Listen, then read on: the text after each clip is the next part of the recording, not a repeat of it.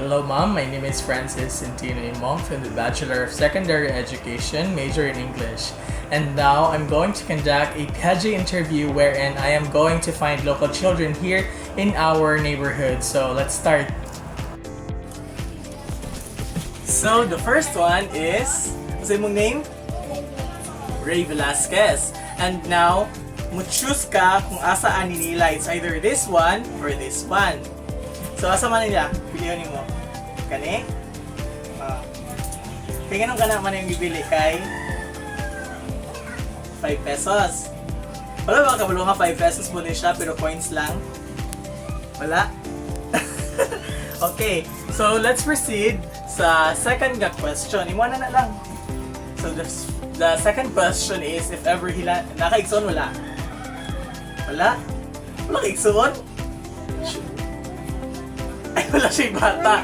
Hindi ang mama, wala man. Ay, ala. Pero nakaikuan, iksoon, like kuya na. Oh, very good. So, kanang magdula-dula mo sa imong kuya, let's say, magdula mo sa imong kuya, tapos hilanaton imong kuya, kinsa may sad-an, ikaw or siya? Kung mag-awa, kung magdula mo sa imong kuya, hilanaton imong kuya, hilanat ba? Kinsa may sad-an, ikaw or siya? Oh, kung okay na. Kung hilantanan mo ang igsuon ba, kinsa may agi, ikaw or siya? Ikaw? Ano ikaw man? Tigidula mo? Hala. Sige. So, hello guys, we're back. And now, nakakita na bugkog, another 7 years old. So, pila imong edad to clarify? 7. Very good. So, ako kang interviewin, okay lang mo? Very good. So, ito bang ni kuya? So, papilihan ka, asa man nilang doon. It's either this one or this one. Asa ang pilihan mo? This one? Kaya nga naman. Kaya 5? Wala ba kabulong ka same amount rin ni sila? Di coins lang ni siya.